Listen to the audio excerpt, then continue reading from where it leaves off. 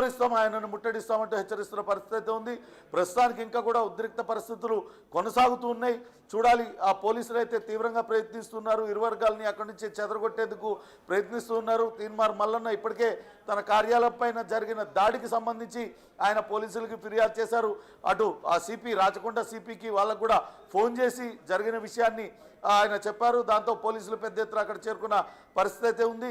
అక్కడ ఇరు వర్గాలని కూడా పోలీసులు చెదరగొడుతున్న పరిస్థితి కనపడుతూ ఉంది.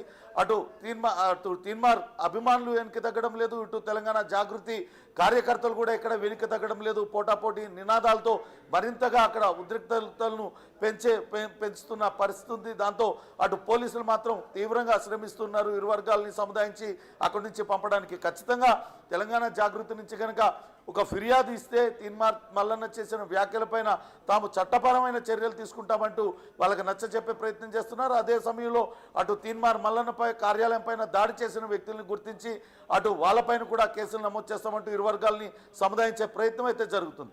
మొత్తంగా తీన్మార్ మల్లన్న కార్యాలయం పైన ఈరోజు ఒక్కసారిగా దాడి జరగడంతో అటు రాజకీయాల్లో తీవ్ర కలకలం రేగింది. చూడాలి ఇది ఇంకా ఎక్కడికి దారితీస్తుంది అనేది వేచి చూడాలి. ప్రసన్న, పవన్, ప్రెసెంట్ అక్కడ సిచ్యువేషన్ ఏ విధంగా ఉంది అనుకోవచ్చు? అంటే అక్కడ రక్తపు మడుగు కూడా ఎక్కువగా కనిపిస్తుంది, ఆఫీస్ అంతటా కూడా రక్తం ఏరిలై పారుతుంది. మరోవైపు గన్మెన్ ఇంకా కొంతమందిపై గన్ ఎక్కుపెట్టిన దృశ్యాలు కూడా మనం చూస్తూ ఉన్నాం. మరి ఏంటి అక్కడ తాజా సిచ్యువేషన్స్? పోలీసులు ఎంతమంది అక్కడ సెక్యూరిటీ కల్పిస్తున్నారు మల్లన్నకు?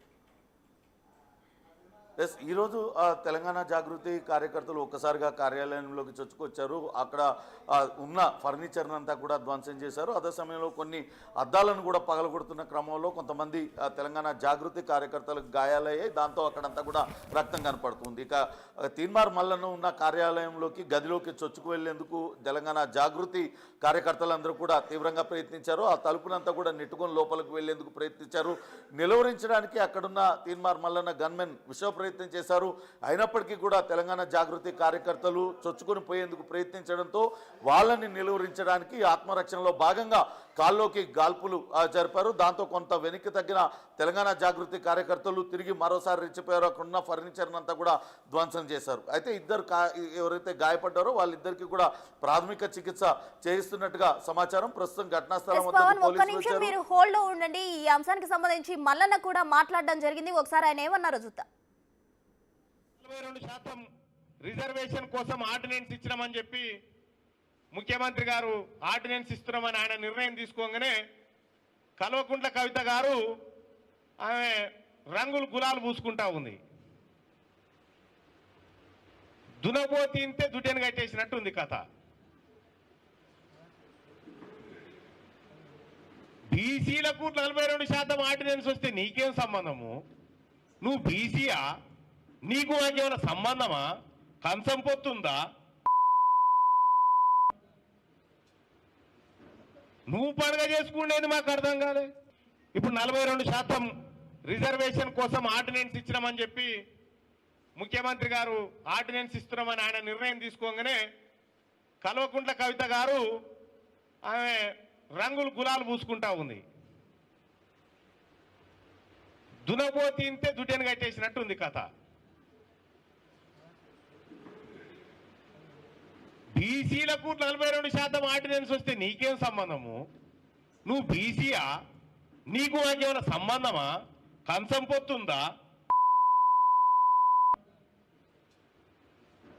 నువ్వు పండుగ చేసుకునేది మాకు అర్థం కాలే. ఇప్పుడు 42% రిజర్వేషన్ కోసం ఆర్డినెన్స్ ఇచ్చినామని చెప్పి ముఖ్యమంత్రి గారు ఆర్డినెన్స్ ఇస్తున్నామని ఆయన నిర్ణయం తీసుకోగానే కల్వకుంట్ల కవిత గారు ఆమె రంగులు గులాలు పూసుకుంటా ఉంది. దునబోతింతే దుడ్డెను కట్టేసినట్టు ఉంది కథ. బీసీలకు 42% ఆర్డినెన్స్ వస్తే నీకేం సంబంధము? నువ్వు బీసీయా?